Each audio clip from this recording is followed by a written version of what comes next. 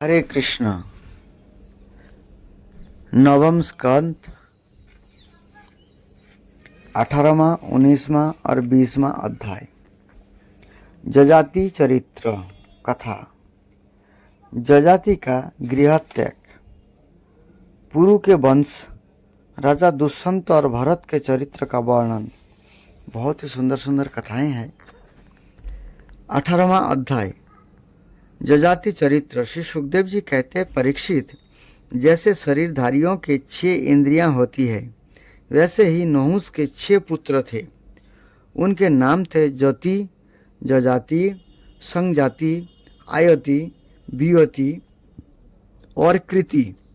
नहुस अपने बड़े पुत्र जजाति को राज्य देना चाहते थे, परंतु उसने स्वीकार नहीं किया, क्योंकि वह राज्य पाने का परिणाम जानता था। राज्य एक ऐसे वस्तु है कि जो उसके दाव पेच और प्रबंध आदि में भीतर प्रवेश कर जाता है, वह अपने आत्मस्वरूप को नहीं समझ सकता। जब इंद्र पत्नी शची से सहवास करने की चेष्टा करने के कारण नहुस को ब्राह्मणों ने इंद्रिय पद से गिरा दिया और अजगर बना दिया, तब राजा के पद पर जजाति बैठे। जजाति ने अपने 4 छोटे भाइयों को 4 दिशाओं में नियुक्त कर दिया और स्वयं शुक्राचार्य की पुत्री देवजानी और दैत्यराज वृषपर्वा की पुत्री शर्मिष्ठा को पत्नी के रूप में स्वीकार करके पृथ्वी की रक्षा करने लगा। राजा परीक्षित ने पूछा, भगवान शुक्राचार्य जी तो ब्राह्मण थे और जजाति क्षत्रिय, फिर ब्राह्मण कन्या और क्षत्रिय वर का प्रतिलोम उल्टा विवाह कैसे हुआ? श्री सुखदेव जी ने कहा, राजन, दानवराज वृषपर्वा की एक बड़ी मानिनी कन्या थी। उसका नाम था शर्मिष्ठा। यह एक दिन अपनी गुरुपुत्री देवजानी और हजारों सखियों के साथ अपनी राजधानी के श्रेष्ठ उद्यानों में टहल रही थी। उस उद्यान में सुंदर सुंदर पुष्पों से लदे हुए अनेकों वृक्ष थे। उसमें एक बड़ा ही सुंदर सरोवर था। सरोवर में कमल खिले हुए थे और उन पर बड़े ही मधुर स्वर से भौरे गुंजार कर रहे थे। उसकी ध्वनि से सरोवर का तट गूंज रहा था। जलाशय के पास पहुंचने पर उन सुंदरी कन्याओं ने अपने अपने वस्त्र तो घाट पर रख दिए और उस तालाब में प्रवेश करके ये एक दूसरे पर जल उलिच कर क्रीड़ा करने लगी। उसी समय उधर से पार्वती जी के साथ बैल पर चढ़े हुए भगवान शंकर आ निकले। उनको देखकर सब के सब कन्याएं सकुचा गई और उन्होंने झटपट सरोवर से निकलकर अपने अपने वस्त्र पहन लिए। शीघ्रता के कारण शर्मिष्ठा ने अनजान में देवजानी के वस्त्र को अपना समझकर पहन लिया। इस पर देवजानी क्रोध के मारे आग बबूला हो गई। उसने कहा, अरे देखो तो सही, इस दासी ने कितना अनुचित काम कर डाला। राम राम। जैसे कुतिया यज्ञ का हवस्य उठा ले जाए, वैसे ही इसने मेरे वस्त्र पहन लिया है। यहाँ पे लड़कियां अक्सर लड़कियों से जलती हैं, इसलिए उसको कुतिया कह रही है। जिन ब्राह्मणों ने आपने तपोबल से इस संसार की सृष्टि की है, जो परम पुरुष परमात्मा के मुख्य रूप है, जो अपने हृदय में निरंतर ज्योतिर्मय परमात्मा को धारण किए रहते हैं और जिन्होंने संपूर्ण प्राणियों के कल्याण के लिए वैदिक मार्ग का निर्देश किया है, बड़े बड़े लोकपाल तथा देवराज इंद्र, ब्रह्मा आदि भी जिनके चरणों की वंदना और सेवा करते हैं, और तो क्या लक्ष्मी जी के एकमात्र आश्रय परम पावन विश्व आत्मा भगवान भी जिनकी वंदना और स्तुति करते हैं, उन्हीं ब्राह्मणों में हम सबसे श्रेष्ठ भृगुवंशी है और इसका पिता प्रथम तो असुर है, फिर हमारा शिष्य है। इस पर भी इस दुष्टा ने जैसे शूद्र वेद पढ़ ले उसी तरह हमारे कपड़े को पहन लिया है। जब देवजानी इस प्रकार गाली देने लगी तब शर्मिष्ठा क्रोध से तिलमिला उठी। वह चोट खाई हुई नागिन के समान लंबी सांस लेने लगी। उसने अपने दांतों से होठ दबाकर कहा, भिखारिन, तू इतना बहक रही है, तुझे कुछ अपनी बात का भी पता है? जैसे कौए और कुत्ते हमारे दरवाजे पर रोटी के टुकड़े के लिए प्रतीक्षा करते हैं, ऐसे ही क्या तुम भी हमारे घर की ओर नहीं ताकती रहती? शर्मिष्ठा ने इस प्रकार बड़ी कड़ी कड़ी बात कहकर गुरुपुत्री देवजानी का तिरस्कार किया और क्रोधवश उसके वस्त्र छीनकर उसे कुएं में ढकेल दिया।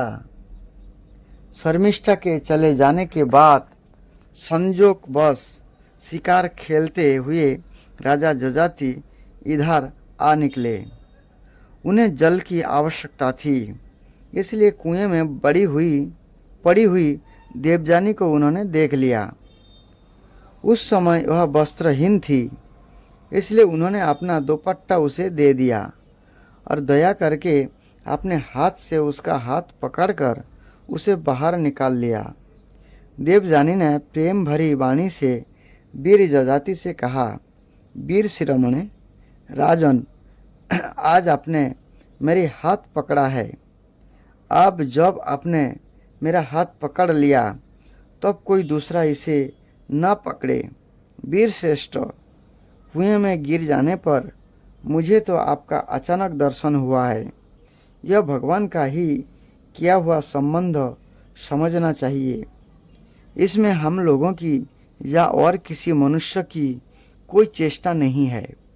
वीर श्रेष्ठ, पहले मैंने बृहस्पति के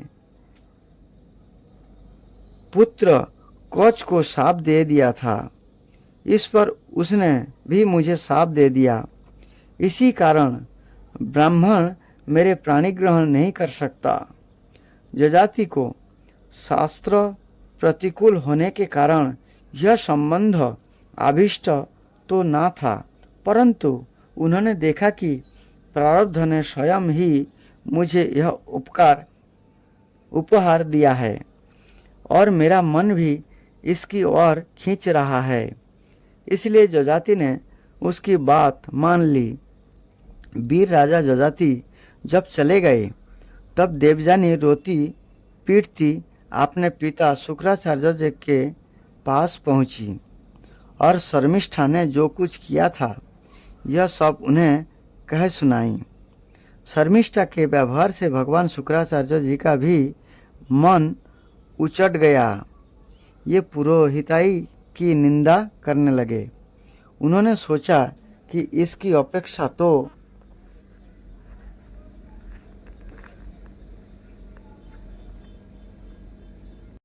वीर राजा जजाति जब चले गए तब देवजानी रोती पीटती अपने पिता शुक्राचार्य के पास पहुंची और शर्मिष्ठा ने जो कुछ किया था यह सब उन्हें कह सुनाया। किसको? शुक्राचार्य जी को। शर्मिष्ठा के व्यवहार से भगवान शुक्राचार्य जी का भी मन उलट गया। ये पुरोहिताई की निंदा करने लगे। उन्होंने सोचा कि इसकी अपेक्षा तो खेत जा बाजार में से कबूतर की तरह कुछ बीन कर खा लेना अच्छा है। अतः अपनी कन्या देवजानी को साथ लेकर ये नगर से निकल पड़े। जब वृषपर्वा को यह मालूम हुआ तो उनके मन में यह शंका हुई कि गुरुजी कहीं शत्रुओं की जीत ना करा दे अथवा मुझे श्राप ना दे दे। अतः वे उनको प्रसन्न करने के लिए पीछे पीछे गए और रास्ते में उनके चरणों पर सिर के बल गिर गए। भगवान शुक्राचार्य जी का क्रोध तो आधे ही क्षण का था। उन्होंने वृषपर्वा से कहा, राजन, मैं अपनी पुत्री देवजानी को नहीं छोड़ सकता, इसलिए इसकी जो इच्छा हो तुम पूरी कर दो, फिर मुझे लौट चलने में कोई आपत्ति ना होगी। बृहस्पति जी का पुत्र कौच शुक्राचार्य जी से मृत संजीवनी विधा पढ़ता था। अध्ययन समाप्त करके जब यह अपने घर जाने लगा तो देवजानी ने उसे वरण करना चाहा, परंतु गुरु पुत्री होने के कारण कौच ने उसका प्रस्ताव स्वीकार नहीं किया। इस पर देवजानी ने उसे श्राप दे दिया कि तुम्हारे पड़ी हुई विधा निष्फल हो जाए। कौच ने भी उसे श्राप दिया कि कोई भी ब्राह्मण तुम्हें पत्नी रूप में स्वीकार ना करेगा। ये कथा थी जो देवजानी जो है कौच को चाहने लगा था, बृहस्पति का पुत्र जो शुक्राचार्य जी के पास मृत संजीवनी विद्या सीखने के लिए आए थे। तब देवजानी जो है उनके चाहने लगी। फिर वो जब ना माने क्योंकि वो गुरु थे शुक्राचार्य जी, उनके पुत्री जो है, तो इस वजह से उन्होंने स्वीकार नहीं किया। देखिए कितना मर्यादा था उस समय। तब जाकर के ये सब घटना घटी थी। तो वही घटना जो है देवजानी राजा जजाति को महाराज को बताएं, जे मेरे को तो ब्राह्मण कोई शादी कर नहीं सकते, इसलिए आप मुझसे शादी कर लीजिए। तो शुक्राचार्य जी जो है जब वृषपर्वा ने ठीक है कहकर उनकी आज्ञा स्वीकार कर ली, तब देवजानी ने अपने मन की बात कही। उसने कहा, पिताजी, मुझे जिस किसी को दे दो और मैं जहाँ कहीं जाऊँ, शर्मिष्ठा अपनी सहेलियों के साथ मेरी सेवा के लिए वहीं चले। शर्मिष्ठा ने अपने परिवार लोक का संकट और उनके कार्यों का गौरव देखकर देवजानी की बात स्वीकार कर ली। यह अपनी 1000 सहेलियों के साथ दासी के समान उसकी सेवा करने लगी। शुक्राचार्य जी ने देवजानी का विवाह राजा जजाति के साथ कर दिया और शर्मिष्ठा को दासी के रूप में देकर उनसे कह दिया, राजन, इसको अपनी सेज पर कभी ना आने देना, मतलब बिस्तारे पर। परीक्षित कुछ ही दिनों बाद देवजानी पुत्रवती हो गई। उसको पुत्रवती देखकर एक दिन शर्मिष्ठा ने भी अपने ऋतुकाल में देवजानी के पति जजाति से एकांत में सहवास की याचना की। शर्मिष्ठा की पुत्रों के लिए प्रार्थना धर्मसंगत है। यह देखकर धर्मज्ञ राजा जजाति ने शुक्राचार्य की बात याद करने पर भी वही निश्चय किया कि समय पर प्रारब्ध के अनुसार जो होना होगा हो जाएगा। देवजानी के 2 पुत्र हुए, यदु और तुर्वसु तथा वृषपर्वा की पुत्री शर्मिष्ठा के 3 पुत्र हुए, द्रोहु, अनु और पुरु। द्रोहु, अनु और पुरु शर्मिष्ठा के पुत्र हुए। पुरुरवा जो है शर्मिष्ठा के पुत्र हुए। जब मानिनी देवजानी को यह मालूम हुआ कि शर्मिष्ठा को भी मेरे पति के द्वारा ही गर्भ रहा था, तब वह क्रोध से बेसुध होकर अपने पिता के घर चली गई। कामी जजाति ने मीठी मीठी बातें, अनुनय विनय और चरण दबाने आदि के द्वारा देवजानी को मनाने की चेष्टा की। उसके पीछे पीछे वहाँ तक गए भी, परंतु माना ना सके। शुक्राचार्य जी ने भी क्रोध में भरकर जजाति से कहा, तू अत्यंत स्त्री लंपट, मंद बुद्धि और झूठा है। जा, तेरे शरीर में यह बुढ़ापा आ जाए जो मनुष्य को कुरूप कर देता है। जजाति ने कहा, ब्राह्मण, आपकी पुत्री के साथ विषय भोग करते करते अभी मेरी तृप्ति नहीं हुई है। इस शाप से तो आपकी पुत्री का भी अनिष्ट ही है। इस पर शुक्राचार्य जी ने कहा, अच्छा जाओ, जो प्रसन्नता से तुम्हें अपना जवानी दे दे, उससे अपना बुढ़ापा बदल लो।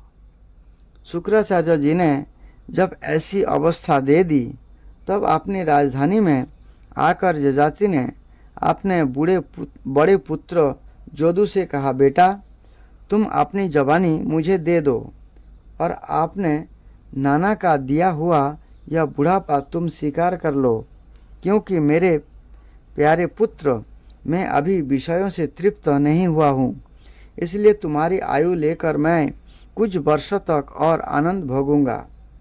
जोधु ने कहा, पिताजी बिना समय के ही प्राप्त हुआ आपका बुढ़ापा लेकर तो मैं जीना भी नहीं चाहता, क्योंकि कोई भी मनुष्य जब तक विषय सुख का अनुभव नहीं कर लेता तब तक उससे वैराग्य नहीं होता। परीक्षित, इस प्रकार तुबरसु, द्रोहु और अनु ने भी पिता की आज्ञा अस्वीकार कर दी। सच पूछो तो उन पुत्रों को धर्म का तत्व मालूम नहीं था। ये इस अनित्य शरीर को ही नित्य मान बैठे थे। अब जजाति ने अवस्था में सबसे छोटे किंतु गुणों में बड़े अपने पुत्र पुरु को बुलाकर पूछा और कहा, बेटा अपने बड़े भाइयों के समान तुम्हें तो मेरी बात नहीं टालनी चाहिए। पुरु ने कहा, पिताजी पिता की कृपा से मनुष्य को परम पद की प्राप्ति हो सकती है। वास्तव में पुत्र का शरीर पिता का ही दिया हुआ है। ऐसे अवस्था में ऐसा कौन है जो इस संसार में पिता के उपकार का बदला चुका सके। उत्तम पुत्र तो वह है जो पिता के मन की बात बिना कहे ही कर दे। कहने पर श्रद्धा के साथ आज्ञा पालन करने वाले पुत्र को मध्यम कहते हैं। जो आज्ञा प्राप्त होने पर भी श्रद्धा से उसका पालन करे वो अधम पुत्र है। वह अधम पुत्र है। और जो किसी प्रकार भी पिता की आज्ञा का पालन नहीं करता उसको तो पुत्र कहना ही भूल है। यह तो पिता का मल मूत्र ही है। परीक्षित, इस प्रकार कहकर पुरु ने बड़े आनंद से अपने पिता का बुढ़ापा स्वीकार कर लिया। राजा जजाति भी उसकी जवानी लेकर पूर्ववत विषयों का सेवन करने लगे। ये सातों द्वीपों के एक छत्र सम्राट थे। पिता के समान भली भांति प्रजा का पालन करते थे। उनकी इंद्रियों में पूरी शक्ति थी और ये यथा प्राप्त विषयों का यथेच्छ उपभोग करते थे। देवजानी उनकी प्रियतमा पत्नी थी। यह अपने प्रियतम जजाति को अपने मन, वाणी, शरीर और वस्तुओं के द्वारा दिन दिन और भी प्रसन्न करने लगी और एकांत में सुख देने लगी। राजा जजाति ने समस्त वेदों के प्रतिपाद सर्वदेव स्वरूप यज्ञ पुरुष भगवान श्रीहरि का बहुत से बड़ी बड़ी दक्षिणा वाले यज्ञों से यजन किया। जैसे आकाश में दल के दल बादल दिखते हैं और कभी नहीं भी दिखते, ऐसे ही परमात्मा के स्वरूप में यह जगत स्वप्न, माया और मनोरंजन के समान कल्पित है। यह कभी अनेक नाम और रूपों के रूप में प्रतीत होता है और कभी नहीं भी। ये परमात्मा सबके हृदय में विराजमान है। उनका स्वरूप सूक्ष्म से भी सूक्ष्म है। उन्हीं सर्वशक्तिमान सर्वव्यापी भगवान श्री नारायण को अपने हृदय में स्थापित करके राजा जजाति ने निष्काम भाव से उनका यजन किया। इस प्रकार 1000 वर्षों तक उन्होंने अपनी उत्शृंखल इंद्रियों के साथ मन को जोड़कर उसके प्रिय विषयों को भोगा। परंतु इतने पर भी चक्रवर्ती सम्राट जजाति की भोग से तृप्ति ना हो सकी। 1000 वर्ष तक उन्होंने अपने बेटे से जवानी लेकर के भोग को भोगा, फिर भी वो तृप्त नहीं हुए। 19वां अध्याय, जजाति का गृह त्याग। श्री सुखदेव जी कहते हैं, परीक्षित, राजा जजाति इस प्रकार स्त्री के वश में होकर विषयों का उपभोग करते रहे। एक दिन जब आपने अधपतन पर दृष्टि गई तब उन्हें बड़ा वैराग्य हुआ और उन्होंने अपनी प्रिय पत्नी देवजानी से इस गाथा का गान किया। भृगुनंदिनी, तुम यह गाथा सुनो। पृथ्वी में मेरे ही समान विषय का यह सत्य इतिहास है। ऐसे ही ग्रामवासी विषयी पुरुषों के संबंध में वनवासी जितेंद्रिय पुरुष दुख के साथ विचार किया करते हैं कि इनका कल्याण कैसे होगा।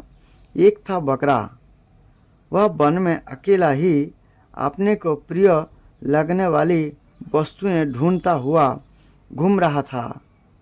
उसने देखा कि अपने कर्मवश एक बकरी कुएं में गिरी पड़ी है।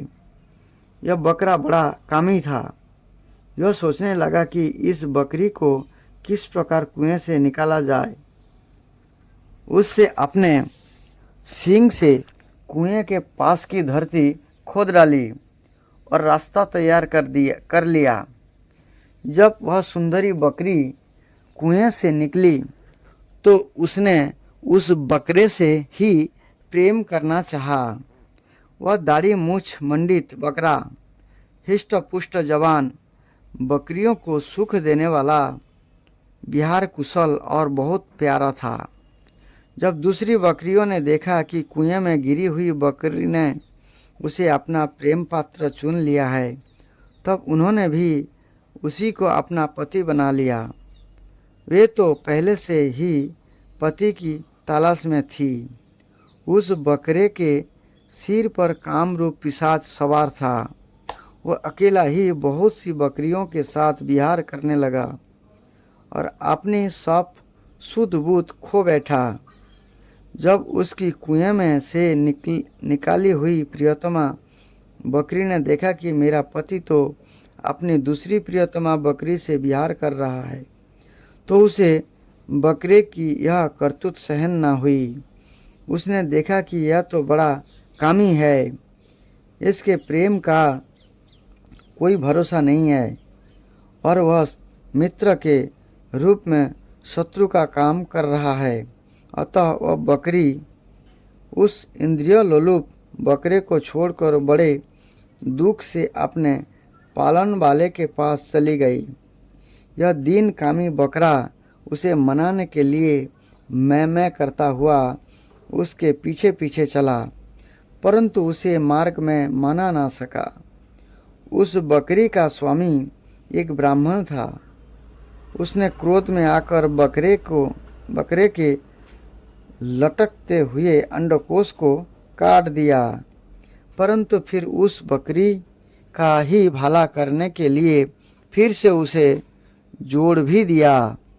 उसे इस प्रकार के बहुत से उपाय मालूम थे। प्रिय, इस प्रकार अंडकोश जुड़ जाने पर वह बकरा फिर कुएं से निकली हुई बकरी के साथ बहुत दिनों तक विषय भोग करता रहा, परंतु आज तक उसे संतोष न हुआ। सुंदरी, मेरा भी वही दशा है। तुम्हारे प्रेम पास में बांधकर मैं भी अत्यंत दीन हो गया। तुम्हारी माया से मोहित होकर मैं अपने आप को भी भूल गया हूँ। प्रिय, पृथ्वी में जितना भी धान्य, चावल आदि, जौ, सुवर्ण, पशु और स्त्रियां हैं, ये सब के सब मिलकर भी उस पुरुष के मन को संतुष्ट नहीं कर सकते जो कामनाओं के प्रहार से जर्जर हो रहा है।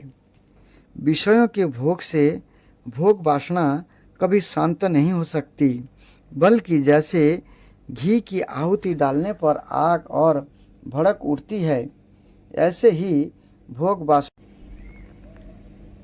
वासनाएं भी भोग से प्रबल हो जाती है।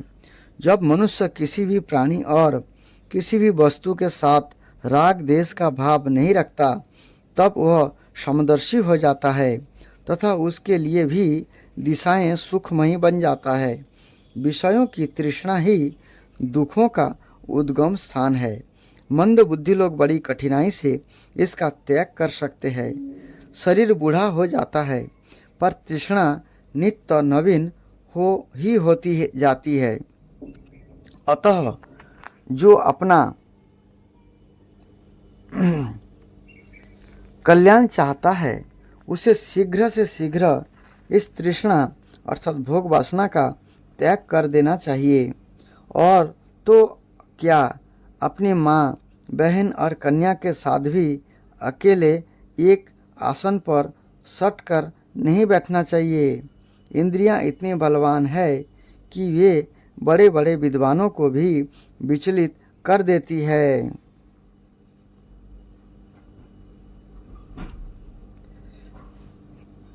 विषयों का बार बार सेवन करते करते मेरे 1000 वर्ष पूरे हो गए, फिर भी क्षण प्रति क्षण उन भोगों की लालसा बढ़ती ही जा रही है।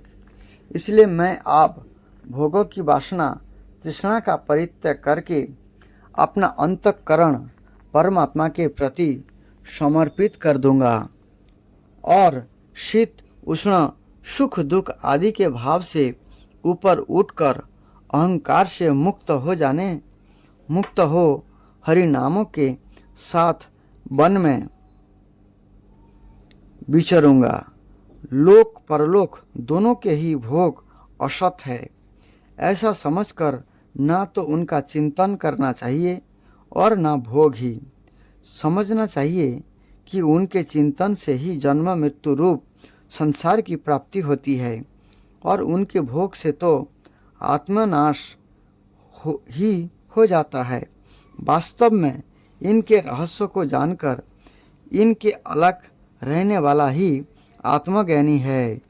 परीक्षित, जजाति ने अपनी पत्नी से इस प्रकार कहकर पुरु की जवानी उसे लौटा दी और उससे अपना बुढ़ापा ले लिया। वह इसलिए कि आप उनके चिंतन में विषय की वासना नहीं रह गई थी। इसके बाद उन्होंने दक्षिण पूर्व दिशा में द्रोहु, दक्षिणा में जदु, पश्चिम में तरबसु और उत्तर में अनु को राज्य दे दिया। सारे भूमंडल की समस्त संपत्तियों के योग्यतम पात्र पुरु को अपने राज्य पर अभिषिक्त करके तथा बड़े भाइयों को उसके अधीन बनाकर ये वन में चले गए। यद्यपि राजा जजाति ने बहुत वर्षों तक इंद्रियों से विषयों का सुख भोगा था, परंतु जैसे पंख निकल आने पर पक्षी अपना घोंसला छोड़ देता है, ऐसे ही उन्होंने एक क्षण में ही सब कुछ छोड़ दिया। वन में जाकर राजा जजाति ने समस्त आसक्तियों से छुट्टी पा ली। आत्म साक्षात्कार के द्वारा उनका त्रिगुणमय लिंग शरीर नष्ट हो गया। उन्होंने माया मल से रहित परब्रह्म परमात्मा वासुदेव में मिलकर यह भागवती गति प्राप्त की, जो बड़े बड़े भगवान के प्रेमी संतों को प्राप्त होता है। जब देवजानी ने यह गाथा सुनी तो उसने समझा कि ये मुझे निवृत्ति मार्ग के लिए प्रोत्साहित कर रहे हैं, क्योंकि स्त्री पुरुष में परस्पर प्रेम के कारण विरह होने पर विकलता होती है। यह सोचकर ही इन्होंने यह बात हंसी हंसी में कही है। सजन संबंधियों का जो ईश्वर के अधीन है, एक स्थान पर इकट्ठा हो जाना वैसा ही है जैसा प्याऊ पर पथिकों का। यह सब भगवान की माया का खेल और सपनों के सरीखा ही है। ऐसा समझकर देवजानी ने सब पदार्थों की आसक्ति त्याग दी और अपने मन को भगवान श्री कृष्ण में तन्मय करके बंधन के हेतु लिंग शरीर का परित्याग कर दिया। यह भगवान को प्राप्त हो गई।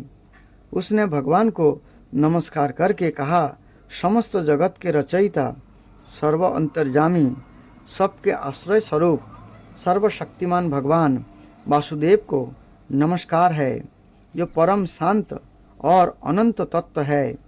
मैं उसे नमस्कार करती हूँ। 20वां अध्याय। पुरु के वंश, राजा दुष्यंत और भरत के चरित्र का वर्णन।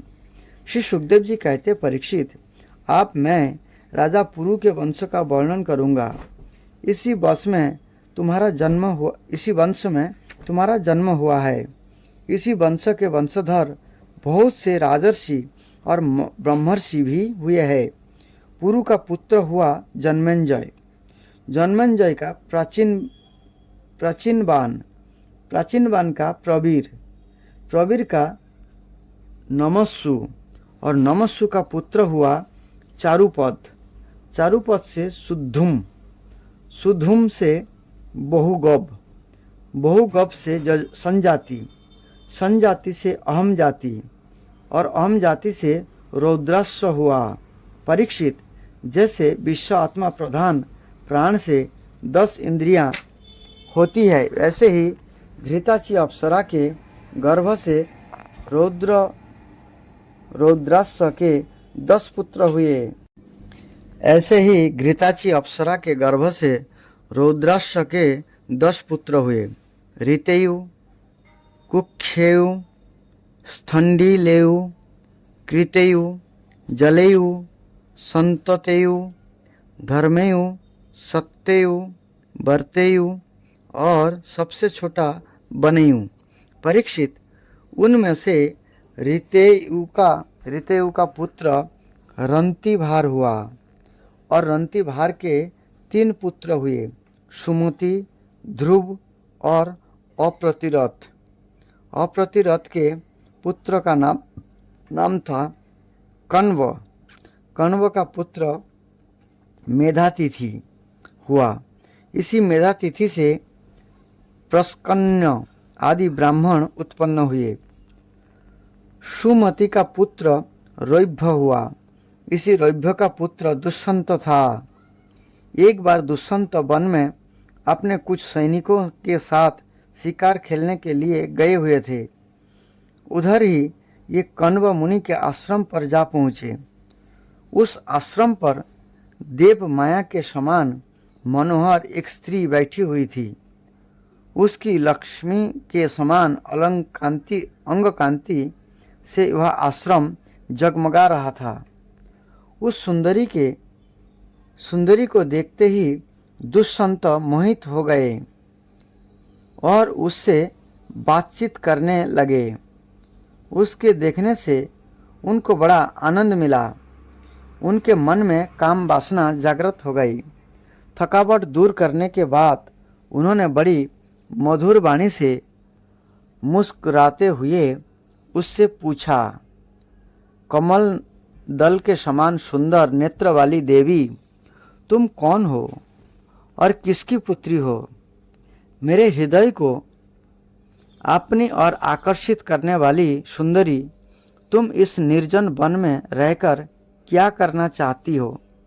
सुंदरी, मैं स्पष्ट समझ रहा हूँ कि तुम किसी क्षत्रिय की कन्या हो, क्योंकि पुरुवंशियों का चित्त कभी अधर्म की ओर नहीं झुकता।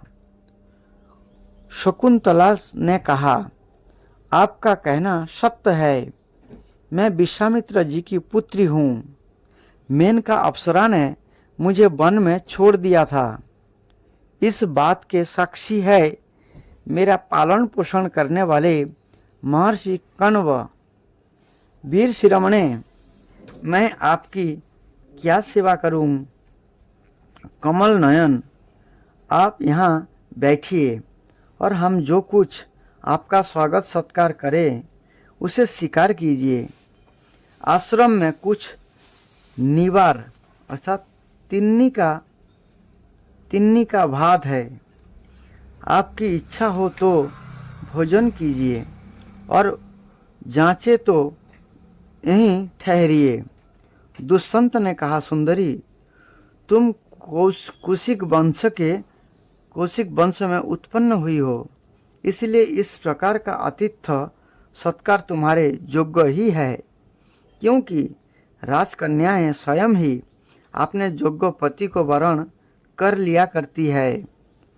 शकुंतला की स्वीकृति मिल जाने पर देश, काल और शास्त्र की आज्ञा को जानने वाले राजा दुष्यंत ने गंधर्व विधि से धर्मानुसार उसके साथ विवाह कर लिया। राजर्षि दुष्यंत का वीर्य अमोघ था। रात्रि में यहाँ रहकर दुष्यंत ने शकुंतला का सहवास किया और दूसरे दिन सवेरे ये अपनी राजधानी में चले गए। समय आने पर शकुंतला को एक पुत्र उत्पन्न हुआ। महर्षि कण्वे वन में ही राजकुमार के जात कर्म आदि संस्कार विधि पूर्वक संपन्न किए। यह बालक बचपन में ही इतना बलवान था कि ये बड़े बड़े सिंह को बलपूर्वक बांध लेता और उनसे खेला करता। यह बालक भगवान का अंशावतार था। उसका बल विक्रम अपरिमित था। उसे अपने साथ लेकर रमणी रत्न शकुंतला अपने पति के पास गई। जब राजा दुष्यंत ने अपनी निर्दोष पत्नी और पुत्र को स्वीकार नहीं किया, तब जिसका वक्ता नहीं दिख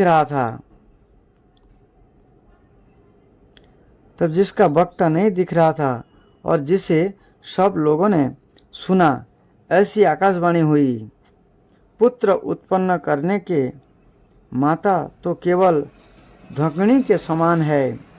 वास्तव में पुत्र पिता का ही है, क्योंकि पिता ही पुत्र के रूप में उत्पन्न होता है। इसलिए दुष्यंत, तुम शकुंतला का तिरस्कार ना करो, अपने पुत्र का भरण पोषण करो। राजन, वंश की वृद्धि करने वाला पुत्र अपने पिता को नरक से उबार लेता है। शकुंतला का कहना बिल्कुल ठीक है। इस गर्भ को धारण करने वाले तुम ही हो। परीक्षित, पिता दुष्यंत की मृत्यु हो जाने के बाद यह परम यशस्वी बालक चक्रवर्ती सम्राट हुआ। उसका जन्म भगवान के अंश से हुआ था। आज भी पृथ्वी पर उसकी महिमा का गान किया जाता है। उसके दाहिने हाथ में चक्र का चिन्ह था और पैरों में कमल कोश का। महाभिषेक की विधि से राजाधिराज के पद पर उसका अभिषेक हुआ। भरत बड़ा शक्तिशाली राजा था। भरत ने ममता के पुत्र दीर्घतमा मुनि को पुरोहित बनाकर गंगा तट पर गंगा सागर से लेकर गंगोत्री पर्यंत 55 पवित्र अश्वमेध यज्ञ किए और इसी प्रकार जमुना तट पर भी प्रयाग से लेकर जमुनोत्री तक उन्होंने 78 अश्वमेध यज्ञ किए।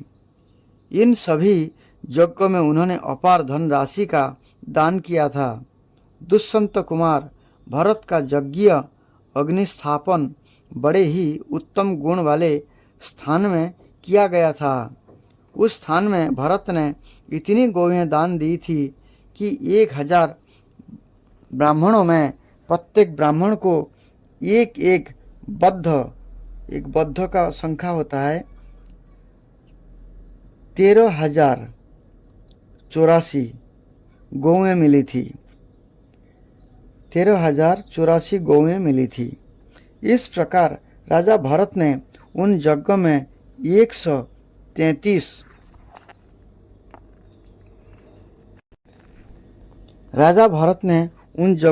133 का मतलब होता है यहाँ पर 55 + 78 घोड़े बांधकर 133 यज्ञ करके समस्त नरपतियों को असीम आश्चर्य में डाल दिया। मतलब 133 यज्ञ उन्होंने किया। इन यज्ञों के द्वारा 78 और 55 घोड़े, क्योंकि यज्ञ में घोड़े छोड़ना होता है, वो तो 55 + 78 घोड़े तो 133 हुए। इन यज्ञों के द्वारा इस लोक में तो राजा भरत को परम जस मिला ही, अंत में उन्होंने माया पर भी विजय प्राप्त की और देवताओं के परम गुरु भगवान श्री हरि को प्राप्त कर लिया। यज्ञ में एक कर्म होता है मसनार। उसमें भरत ने सुवर्ण से विभूषित श्वेत दांत वाले तथा काले रंग के 14 लाख हाथी दान किए। 14 लाख हाथी दान किए। तो कितना हाथी हुआ करता था उस समय। भरत ने जो महान कर्म किया यह ना तो पहले कोई राजा कर सका था और ना तो आगे ही कोई कर सकेगा। क्या कभी कोई हाथ से स्वर्ग का छू सकता है? भरत ने दिग्विजय के समय किरात, हूण, जवन, अंध्र, कंक, खस, शक और म्लेच्छ आदि समस्त ब्राह्मण द्रोही राजाओं को मार डाला। ये सब हूण, जवन, ये सब क्या है? नीच जाति है जो ज़्यादातर विदेशों में पाया जाता है। किरात, हुनिंद, पुलिंद, पुलकश, आभिर, शुंभा, जबना, खसादया, ये सब अलग अलग जातियाँ श्रीमद् भागवत में वर्णन है। पहले युग में बलवान असुरों ने देवताओं पर विजय प्राप्त कर ली थी और ये रसातल में रहने लगे थे। उस समय ये बहुत सी देवांगनाओं को रसातल में ले गए थे। राजा भरत ने फिर से उन्हें छुड़ा दिया। उनके राज्य में पृथ्वी और आकाश प्रजा की सारी आवश्यकताएं पूर्ण कर देते थे। भरत ने 27,000 वर्ष तक समस्त दिशाओं का एक छत्र शासन किया। 27,000 वर्ष तक समस्त दिशाओं का एक छत्र शासन किया। अंत में सार्वभौम सम्राट भरत ने वही निश्चय किया कि लोकपाल को भी चकित कर देने वाला ऐश्वर्य, सार्वभौम संपत्ति, अखंड शासन और यह जीवन भी मिथ्या ही है। यह निश्चय करके ये संसार से उदासीन हो गए। परीक्षित, विदर्भ राज की 3 कन्याएं सम्राट भरत की पत्नियां थीं। ये उनका बड़ा आदर भी करते थे, परंतु जब भरत ने उनसे कह दिया कि तुम्हारा पुत्र मेरे अनुरूप नहीं है, तब वे डर गई कि कहीं सम्राट हमें त्याग न दे, इसलिए उन्होंने अपने बच्चे को मार डाला। क्या बात है।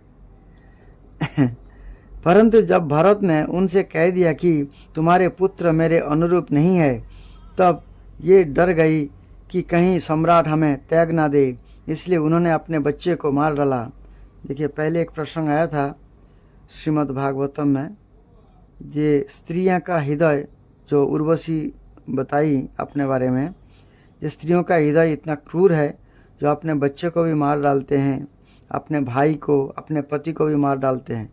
देखिए, यहाँ पर सत्य हो रहा है, अपने पति को पति त्याग ना दे दे, केवल अपने स्वार्थवश उन्होंने अपने बच्चे को मार डाला। इस प्रकार सम्राट भरत का वंश विपथ अर्थात विच्छिन्न होने लगा। तब उन्होंने संतान के लिए मरुत स्तोम नाम का यज्ञ किया। इससे मरुद गणों ने प्रसन्न होकर भरत को भरद्वाज नाम का पुत्र दिया। भरद्वाज की उत्पत्ति का प्रसंग यह है कि एक बार बृहस्पति जी ने अपने भाई उतत्थ की गर्भवती पत्नी से मैथुन करना चाहा। उस समय गर्भ में जो बालक दीर्घतमा था उसने मना किया, किंतु बृहस्पति जी ने उसकी बात पर ध्यान ना दिया और उसे तू अंधा हो जा यह श्राप देकर बलपूर्वक गर्भधान कर दिया। उतत्थ की पत्नी ममता इस बात से डर गई कि कहीं मेरे पति मेरा त्याग ना कर दे, इसलिए उसने बृहस्पति जी के द्वारा होने वाले लड़कों को त्याग देना चाहा। उस समय देवताओं ने गर्भस्थ शिशु के नाम का निर्वचन करते हुए यह कहा। बृहस्पति जी कहते हैं कि अरे मूढ़े, यह मेरा औरस और मेरे भाई का क्षेत्रज इस प्रकार दोनों का पुत्र द्वाज है, इसलिए तू डर मत, इसका भरण पोषण कर भर। इस पर ममता ने कहा, बृहस्पति, यह मेरे पति का नहीं, हम दोनों का ही पुत्र है, इसलिए तुम्हें इसका भरण पोषण करो। बृहस्पति के भाई के पत्नी का नाम था ममता। इस प्रकार आपस में विवाद करते हुए माता पिता दोनों ही इसको छोड़कर चले गए। इसीलिए इस लड़के का नाम भरद्वाज हुआ। देवताओं के द्वारा नाम का ऐसा निर्वाचन होने पर भी ममता ने वही समझा कि मेरा यह पुत्र विपत अर्थात अनायास से पैदा हुआ है, अतः उसने उस बच्चे को छोड़ दिया। अब मरुदगणों ने इसका पालन किया और जब राजा भरत का वंश नष्ट होने लगा तब उसे लाकर उनको दे दिया। वही विपत अर्थात भरद्वाज भरत का दत्तक पुत्र है, भरत का दत्तक पुत्र हुआ। इस प्रकार से राजा भरत को जो है आगे राज्य प्राप्त होगा, इसका कथा आगे सुनेंगे और भरत का वंशों का वर्णन भी हम आगे वीडियो में बताएंगे आपको। हरे कृष्णा।